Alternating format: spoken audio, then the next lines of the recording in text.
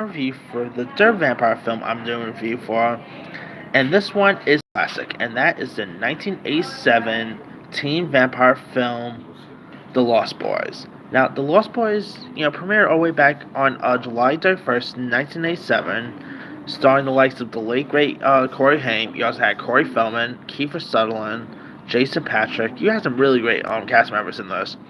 It was, of course, directed by Joe Schumacher, who would, yes, later go on to give us Batman and Robin, Batman Forever, but he also gave us stuff like Phone Booth, A Time to Kill. He was a really cool director.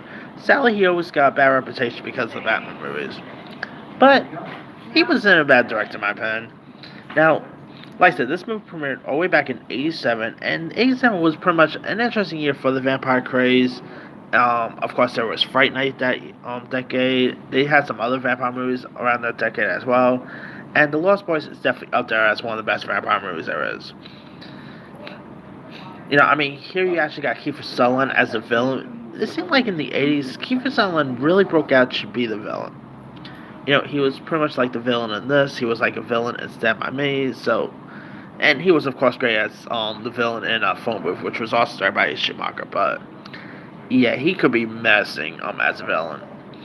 Now here you got teenage brothers, Micah played by Jason Patric and Sam played by Corey Haim, who decide to move in with their mother played by Diane Weiss, to the small town in Northern California, and you got the younger brother Sam meets a pair of some spirits in this geeky comp in this and he ends up hanging with these geeky comic book nerds named Edward, played by Corey Feldman. Of course, the chorus was pretty big, was very popular back in the days.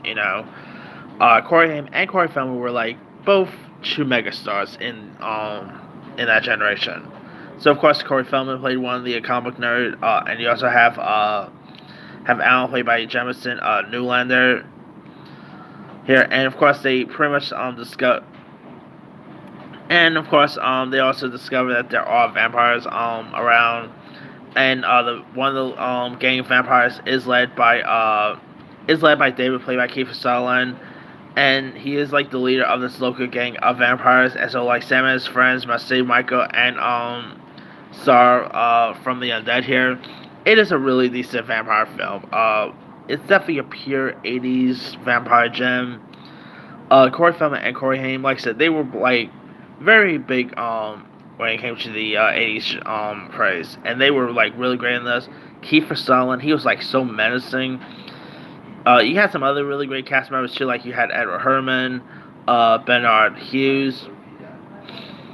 But it's a really fun, entertaining one. Definitely pure '80s Join Us. And there's also lots of '80s cliches in this as well. And hey, you also got them having character comic book nerd characters, because come on, comic book now are very all the craze here. And now they've been attempts trying to get a new Lost Boys off the ground. I believe there's a TV show that's in the works, if I'm not mistaken. So we'll see how that one does. But nothing will beat the original. The original Lost Boys. It made some really good dough when it got released. I was surprised they never really made a franchise out of this thing. The Lost Boys did really well. It made about 31.7 million. Did okay there. And it also pretty much on one of the better vampire movies of that decade. If you really also look at it, it's also sort of a modern take of Peter Pan, with the Lost Boys from Peter Pan.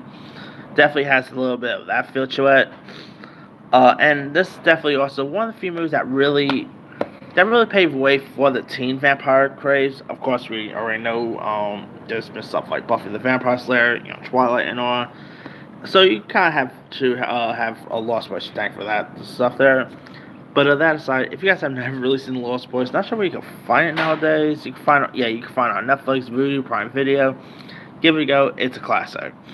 Anyway, let me lead you guys. Have you ever seen the Lost Boys? If so, what story? Were you a fan of it? Were you not a fan of it? Favorite scenes, favorite moments? Drop comments below. Don't forget to subscribe, hit that bell for more notification. This is Himi Saya.